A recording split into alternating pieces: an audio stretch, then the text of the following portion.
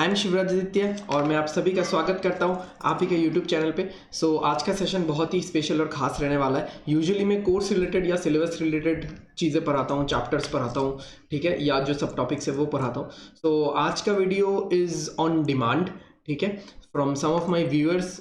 तो उन्होंने ये पूछा था कि सर आप ये बताओ कि हम जो मॉक्स देते हैं एग्ज़ाम के लिए, जैसे मेनली प्रीलिम्स के लिए मैं बोल रहा हूँ, ठीक है। तो आज का वीडियो जो सेशन रहने वाला है वो प्रीलिम्स को पॉइंट करके ही रहने वाला है। तो हम लोग जो मॉक्स देते हैं प्रीलिम्स के लिए उनको एनालाइज किस तरह से किया जाए, ठीक है, एनालिसिस का सही तरीका क्या होना चाहिए, मतलब हम लोगों को स्किप्ड वाले क्वेश्चन में फोकस करना चाहिए, गलत वाले क्वेश्चन में फोकस करना चाहिए, क्या देखना चाहिए हम लोग को, ठीक है।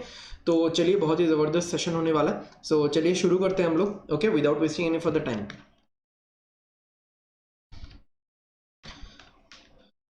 ओके, सो जैसे आप लोग मॉक्स देते हो, है ना, आप लोग मॉक्स देते हो, तो ज़्यादातर लोग क्या करते हैं मॉक्स में, ठीक है, मैं एक एवरेज स्टूडेंट्स का बात कर रहा हूँ, ठीक है, एक मेजोरिटी ऑफ द स्टूडेंट्स का मैं बात कर रहा हूँ कि ऑन एन एवरेज एक स्टूडेंट या इन जनरल एक स्टूडेंट क्या करता है, ठीक है। कुछ लोग होंगे जो सही तरीका अपनाते होंगे, कुछ लोग होंगे जो 50% सही तरीका अपनाते होंगे, ठीक है। तो सब लोग देखो इस वीडियो को, कुछ ना कुछ नया सीखने को मिलेगा। ज़्यादातर लोग क्या करते हैं, सबसे पहले मॉक के बाद, जैसे मॉक दे दिया, वो लोग मार्क्स देखते हैं, ठीक है, अटेम्प्ट्स देखते हैं, एक्यूरेसी देखते हैं, एंड डन, ठीक है। कुछ लोगों का तो ये ऊपर ऊपर ही एनालिसिस हो जाता है, फर्स्ट खत्म, जो कि बहुत ही गलत है, ओके। और जो लोग थोड़ा सा मॉक के अंदर घुस के एनालिसिस करते भी है, हाउ दे डू इट, वो लोग सबसे पहले स्किप वाले क्वेश्चंस देखते हैं कि जो उन्होंने स्किप किया, क्योंकि उनको क्या लगता है, उनको ये लगता है कि अरे भाई ये क्वेश्चंस तो हमने स्किप ही कर दिया, जो सही हुआ उसको तो देखना ही नहीं है, ठीक है, जो सही हुआ वो तो हो ही गया, जो गलत हुआ चलो मैंने अटेम्प्ट किया था, किसी कारणवश वो गलत हुआ होगा, या तो सिली मिस्टेक हुआ होगा, या तो कंसेप्ट में रॉन्ग हुआ होगा, मतलब मुझे थोड़ा बहुत तो आता है इसलिए तो मैंने अटेम्प्ट किया, और क्योंकि मैंने अटेम्प्ट किया इसलिए वो गलत हुआ है। तो उनको हम लोग सेकंड प्रायोरिटी देंगे, उन सारे क्वेश्चंस को हम लोग बाद में देखेंगे, पहले हम लोग स्किप वाले देखते हैं, भाई ये सब आ गया था एग्जाम में तो क्या करेंगे, ठीक है, वो सब तो हम लोग वो ये वाले क्वेश्चन हमने छोड़ ही दिया पूरा, got it, first thing. Second, आप लोग आते हो गलत क्वेश्चन पे, ठीक है, जो क्वेश्चंस गलत हुआ है बिकॉज ऑफ एनी रीजन, ठीक है। बट ये एक बहुत ही बेहुदा तरीका है, बहुत ही एक गंदा तरीका है मॉक एनालिसिस का। होना क्या चाहिए, सबसे पहले तो आप अपने करेक्ट वाले क्वेश्चंस पे आओ, या रॉन्ग वाले में भी जा सकते हो, मान लो रॉन्ग वाले में, ठीक है, इतना मैटर नहीं करता, सबसे पहले आप रॉन्ग वाले क्वेश्चंस में जाओ, ठीक है। तो देखो कि वो रॉन्ग क्यों हुआ है, व्हाट इज द रीजन, क्या आपका कोई कंसेप्ट गलत था, आपने कोई कंसेप्ट बैठाया है, जैसे रीजनिंग में तो कंसेप्ट गलत के कारण नहीं हो सकता, रीजनिंग में हाँ हो सकता है वैसे, अगर सिलोजिज्म इनइक्वालिटी गलत हो रहा है तो कंसेप्ट कुछ आपने गलत सोचा है उसके लिए हो सकता है, बट चांसेस कम है। रीजनिंग में कंसेप्ट के लिए गलत हो रहा है क्वेश्चंस, चांसेस कम है। रीजनिंग में सिली मिस्टेक्स ही हो सकता है, मैथ्स में ये हो सकता है, ठीक है, मैथ्स में ये हो सकता है कि सिली मिस्टेक, कैलकुलेशन मिस्टेक के लिए आपका गलत हो रहा हो, तो उस चीज़ को पहले आप देखो, ठीक है। अगर कंसेप्ट है तो कंसेप्ट को सुधारो, नेक्स्ट मॉक से ये गलती नहीं करनी है आपको। अगर आपको सिली मिस्टेक्स होता है तो फिर थोड़ा सा कंसंट्रेशन बढ़ाओ, ठीक है, सिंप्लीफिकेशन ज़्यादा प्रैक्टिस करो, दिन में 30-40 सिंप्लीफिकेशन प्रैक्टिस करो। और इंग्लिश में भी वही चीज़, या इंग्लिश में दोनों चीज़ हो सकता है, सिली मिस्टेक भी हो सकता है, ठीक है, एंड फिर कंसेप्ट भी आपका गलत हो सकता है कि आपको कोई रूल, मतलब 2-3 रूल में आपने मिक्स कर लिया हो, ठीक है, गॉट इट। तो ये चीज़ हो सकता है। सेकेंड जो आपको फोकस करना है, या उसको आप फर्स्ट भी बोल सकते थे, this two things are interchangeable, इसको आप फर्स्ट में भी यूज कर सकते हो, इसको आप सेकंड में भी यूज कर सकते हो, ठीक है। तो जो आपको सेकंड देखना है वो देखना है आपके करेक्ट क्वेश्चंस, जो आपने करेक्ट किए हैं। अब ये कोई नहीं देखता आप लोगों में से, आई नो, ठीक है, ये कोई नहीं देखता। करेक्ट में क्या आप कोई और तरीका यूज कर सकते थे, ठीक है, कोई और आसान तरीका जिससे आपका टाइम रिडक्शन हो, ठीक है, जिससे आपका टाइम रिड्यूस हो जाए।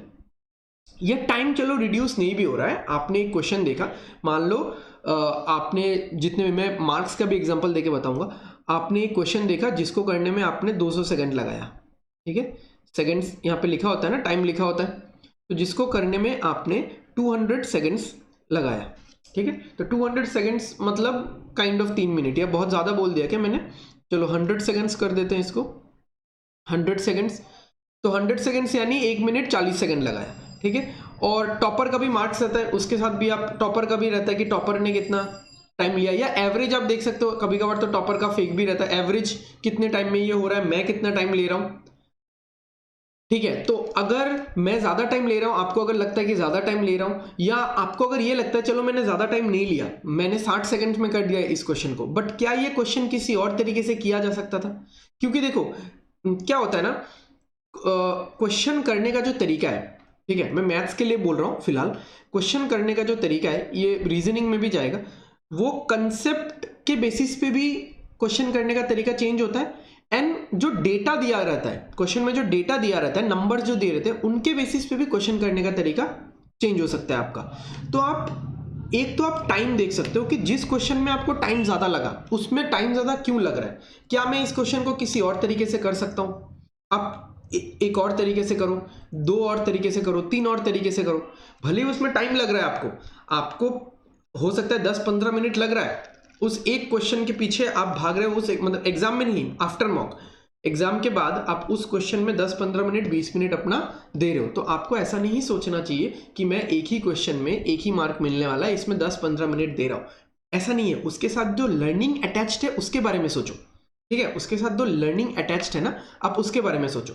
टाइम कभी भी वेस्ट नहीं होता। आप अगर एक पजल आफ्टर मॉक के बाद एनालिसिस करते टाइम आप अगर एक पजल को 4 तरीके से करते हो, ठीक है, 4 तरीके से करते हो और उसमें 1 घंटा लगता है, तो आप ऐसा मत सोचो कि इस 1 घंटे में तो मैं कुछ और पढ़ सकता था या पढ़ सकती थी, ठीक है, टाइम वेस्ट हो गया। टाइम कभी भी वेस्ट नहीं होता, टाइम इन्वेस्ट होता है आपके अंडरस्टैंडिंग को डेवलप करने के लिए, आपके थॉट प्रोसेसेस को फास्ट बनाने के लिए, ठीक है, आपके ब्रेन को डेवलप करने के लिए। ब्रेन जल्दी सोच पाएगा, जल्दी इंटरप्रेट कर पाएगा, रीड कर पाएगा, एज वेल एज कंप्रीहेंड कर पाएगा, जो कि पजल के लिए जरूरी है, ठीक है।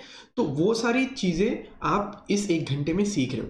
तो आपने जब पजल बनाया ना, तो एक तो आप जिसमें टाइम ज्यादा लग रहा है, ठीक है, सुन लो ध्यान से, एक तो जिसमें आपको टाइम ज्यादा लग रहा है, ठीक है, उसमें आप देखो और क्या क्या कर सकते हो। मान लो किसी में आपको टाइम कम भी लगा, उसमें हल्का फुल्का सा सोचना है, मतलब आपका तरीका सही था, हल्का फुल्का सा सोचना है कि और क्या तरीका हो सकता है उस क्वेश्चन को सॉल्व करने का।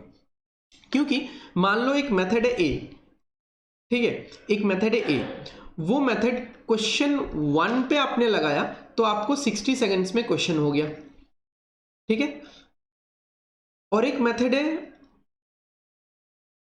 सेम मेथड ए, आपने क्वेश्चन 5 में लगाया तो आपको 150 सेकंड्स लग रहा है क्वेश्चन करने में, क्योंकि इन दोनों क्वेश्चन का कंसेप्ट अलग था या फिर डेटा अलग था। तो जब आपने क्वेश्चन 5 को देखा, ठीक है, जब आपने क्वेश्चन 5 को देखा तो आपको लगा कि अरे भाई बहुत टाइम लग गया, तो मेथड इस मेथड से किया था मैंने, तो मुझे मेथड चेंज करना पड़ेगा, तो आप सोचोगे इसको, ठीक है, सही बात है। जब आप इसको देखोगे क्वेश्चन नंबर 1 को, तो आप नहीं सोचोगे, आपको लगेगा 60 सेकंड्स में वह क्या फर्क पड़ता है, तब भी आप सोचो ना, तब भी आप सोचो कि और किस तरीके से इस क्वेश्चन को किया जा सकता है। क्या पता जो मेथड 2 है, क्या पता जो मेथड बी है, बेसिकली जो मेथड बी है वो क्वेश्चन 1 में लगाने के लिए नहीं था, बट क्वेश्चन 5 में आप लगाते तो क्वेश्चन 5 जल्दी हो जाता, ठीक है। तो डिफरेंट मेथड्स के बारे में आप सोचो, ये मैथ्स और रीजनिंग दोनों के लिए मैं बोल रहा हूं। फिर जैसे मैं पजल्स का अगर बात करता हूं, ठीक है, पजल्स में हम लोग डिफरेंट कंडीशंस लिखते हैं, ठीक है, 5 6 7 कंडीशंस लिखते हैं। तो हमने मॉक में मान लो इस कंडीशन से पजल बनाया, तो मेरा पजल हो गया 3.5 मिनट में, ठीक है। तो आप ट्राई करो ना, अगर आपको 3.5 मिनट ज्यादा लग रहा है, या मान लो 4.5 मिनट लगा, मुझे लग रहा है कि थोड़ा सा ज्यादा है, 3 मिनट में हो जाना चाहिए था ये पजल, या 3.5 मिनट में, तो इस कंडीशन से स्टार्ट करो, एक बार देखो कैसे होता है, फिर इस कंडीशन से स्टार्ट करो, एक बार देखो कैसे होता है। तो इसको बोलते हैं डिटेल एनालिसिस। 1 घंटे का मौका अगर आप देते हो तो उसको एनालिसिस करने में कम से कम आपको इतना टाइम लगना चाहिए, ठीक है। मैं ये इन जनरल बोल रहा हूँ, ऐसा नहीं कि किसी का एक्यूरेसी बहुत अच्छा है, कोई 70-80 अटेम्प्ट कर रहा है, उसको 72-75 मिल रहा है, तो उसके लिए तो और क्या ही बचा, सिर्फ कुछ क्वेश्चंस बचे हुए हैं और वो करेक्ट क्वेश्चंस को भी थोड़ा बहुत देखेगा, तो उसको 1.5 घंटा नहीं लगेगा। बट मैं एक इन जनरल बोल रहा हूँ, 1.5 घंटा लगना चाहिए 1 घंटे के मॉक को एनालिसिस करने में, क्योंकि मैथ्स जो करेक्ट हुआ उसको, उसमें भी आप डिफरेंट मेथड्स करोगे, पजल्स को फिर डिफरेंट तरीके से सॉल्व करोगे, ठीक है। तो ये है, ओके। और जैसे कि आप लोग जब प्रैक्टिस करते हो ना, बहुत लोगों का मैंने ये कंप्लेंट सुना है कि हमको आता तो सब कुछ है बट मॉक में टाइम मैनेज नहीं हो पाता, क्योंकि आप लोग जब पढ़ते हो, आप लोग जब प्रैक्टिस करते हो, प्रैक्टिस करते टाइम टाइमर नहीं लगाते। जब आप मान लो आप डेली सिंप्लीफिकेशन के 30 क्वेश्चन कर रहे हो, ये आपका प्रैक्टिस है, ठीक है, डेली का, तो उसको आप टाइमर लगा के करो ना। अगर आप डेली सिंप्लीफिकेशन के 30 क्वेश्चन अगर आप 2 घंटे में कर रहे हो तो फिर तो और प्रैक्टिस का क्या फायदा। आप अपने हिसाब से टाइम ले रहे हो तो मॉक में जाके भी फिर फंसोगे आप लोग। Got it? ओके। और एक चीज क्या करना है, अपना एक्यूरेसी सुधारो, ठीक है। अब देखो कहां पे, इसलिए मैंने नंबर 1 यही बोला था कि कहां पे गलत हो रहा है, ठीक है, उसको देखना है कहां पे गलत हो रहा है। देखो हाँ, किस तरह से एनालिसिस किया जाता है। एनालिसिस, मॉक एनालिसिस का ये जो मैंने तरीका बोला, ये क्यों बोला अब समझो। मान लो आपके अटेम्प्ट 70 है, ठीक है, मान लो आपके अटेम्प्ट 70 है, तो उसमें रॉन्ग हुआ 16, ठीक है, रॉन्ग हुआ 16 और करेक्ट हुआ 56, तो आपको मार्क्स कितने मिलेंगे? 16 के तो मार्क्स नहीं मिलेंगे क्योंकि ये गलत हो गया, ठीक है। 56 करेक्ट हुआ तो 56 मार्क, और 16 क्योंकि रॉन्ग हुआ है और 1/4 कर गया तो 4 मार्क जाएगा, तो यू विल गेट 52। यहां पे अगर मैं आपका एक्यूरेसी कैलकुलेट करूं, एक्यूरेसी कैलकुलेट करूं तो 56 आउट ऑफ 70 करेक्ट हो रहा है ना, 56 आउट ऑफ 70 करेक्ट हो रहा है। अगर मैं 7 से कैंसिल करूंगा 4 और 5, यानी 80%, 4/5 इंटू 100, 80% आपका एक्यूरेसी है, ठीक है। अब जब आप मॉक एनालाइज करोगे, ठीक है, जब आप मॉक एनालाइज करोगे तो आप देखो ना 70 तो आपने अटेम्प्ट किया ही है, इस 70 के बारे में आप क्यों टेंशन ले रहे हो, 70 तो आपने अटेम्प्ट किया ही है और 56 आपने करेक्ट भी कर लिया था। इस 16 के बारे में पहले सोचो ना। अगर मान लो ये जो रॉन्ग हो रहा है, ये रॉन्ग अगर 6 होता, सिर्फ रॉन्ग अगर 6 होता तो मतलब करेक्ट कितना हो रहा है, 70 अटेम्प्ट्स ही है, अभी भी 70 अटेम्प्ट्स है। रॉन्ग अगर 6 है तो करेक्ट कितना हो रहा है, 64, ठीक है। तो आपको मार्क्स कितने मिलते, आपको मार्क्स कितने मिलते, अगर 6 हो रहा है तो कितना जाएगा, 1.5, ठीक है, 1.5, या मान लो 8 ही मान लो, ठीक है। मैं सिंपल कैलकुलेशन ही रख रहा हूं यहाँ पे। 8 गलत हुआ तो 62 करेक्ट हुआ, 8 मतलब 2, तो 60 मार्क्स। देखो 8 मार्क बिना कुछ किए आपका बढ़ गया, बिना कुछ किए आपका 8 मार्क बढ़ गया। क्या आपने एक्स्ट्रा प्रैक्टिस किया? नहीं। क्या आपने नया कंसेप्ट सीखा? नहीं, ठीक है, आपने कुछ नहीं किया। क्या आपने टाइम रिड्यूस किया? क्या आपने अपना टाइम पे फोकस किया, टाइम पे वर्कआउट किया? नहीं, बिना कुछ किए, just because of your like silly mistakes को कवर अप किया। और अगर हल्का फुल्का, अगर गलत का 2 रीजन हो सकते हैं, silly mistake and concept, conceptually wrong भी दो है, अगर हो रहा है उसको आपने कवर अप किया बस, ठीक है। तो आपका नया कुछ बिना पढ़े, एक्स्ट्रा मेहनत नहीं करके आपका 8 मार्क्स बढ़ रहा है, ठीक है। और यहाँ पे अगर आप एक्यूरेसी निकालोगे, ठीक है, यहाँ पे अगर आप एक्यूरेसी निकालोगे 62/70, it will be close to 90%, ठीक है, 89 पॉइंट कुछ आएगा, ठीक है, क्लोज टू 90% आएगा। तो आपका एक्यूरेसी 10% बढ़ गया और मार्क्स, इसीलिए मार्क्स यहाँ पे 8 मार्क बढ़ गया, आपने कुछ एक्स्ट्रा मेहनत ही नहीं किया। इसलिए सबसे पहले तो आप रॉन्ग वाले पे फोकस करो कि ये रॉन्ग क्यों हो रहा है, क्योंकि ये तो आपने अटेम्प्ट करे थे ना। फिर आप करेक्ट वाले में आओ कि टाइम इसमें और कैसे रिड्यूस हो सकता है। अगर टाइम मुझे ज्यादा लगा है तब तो इसको चेक करना ही है, और अगर टाइम ठीक ठाक सा लग रहा है फिर भी मुझे उसको चेक करना है। नेक्स्ट नंबर 3 पे हम लोग एकदम लास्ट में आएंगे, स्किप्ड वाले क्वेश्चन में।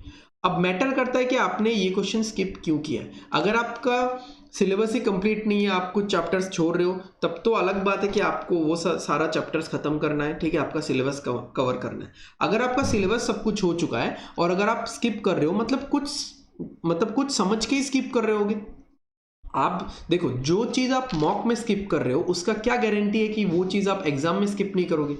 आपने स्किप किया तो कुछ सोच के स्किप किया होगा ना, मतलब ऐसा तो नहीं कि आपने अंधाधुंध स्किप कर दिया इसको, मतलब कि आप, मुझे तो मेंसुरेशन के क्वेश्चंस का चेहरा मुझे पसंद नहीं है, ऐसा तो नहीं है। आपने कुछ सोचा होगा कि इसको करने में टाइम लगेगा, या ये चैप्टर, ये एक पर्टिकुलर चैप्टर नहीं आता, आई मीन सिलेबस आपने कंप्लीट किया, बट होता है ना, ये चैप्टर मेरा वीक है, स्ट्रांग है, समथिंग लाइक दैट, तो ये वाला चैप्टर मेरा वीक है, या ये इस वाले चैप्टर या इस वाले क्वेश्चन में कैलकुलेशंस बहुत ज़्यादा लगेगा, तो आप बाद में उन क्वेश्चंस को बनाओ, ठीक है। बट स्किप वाले को पहले कभी भी ऐसा नहीं करना, ठीक है। तो ये वाला एकदम गलत तरीका है मॉक एनालिसिस का। तो स्किप आप अगर मॉक में कर रहे हो तो इसका बहुत ज़्यादा प्रोबेबिलिटी या पॉसिबिलिटी है कि आप एग्जाम में भी उन्हीं टाइप के क्वेश्चंस को स्किप करोगे, ठीक है, I am not talking for दोस्त जिनका सिलेबस खत्म नहीं हुआ, ठीक है, सिलेबस जब खत्म हो जाएगा तब तो आप अटेम्प्ट करोगे, गॉट इट।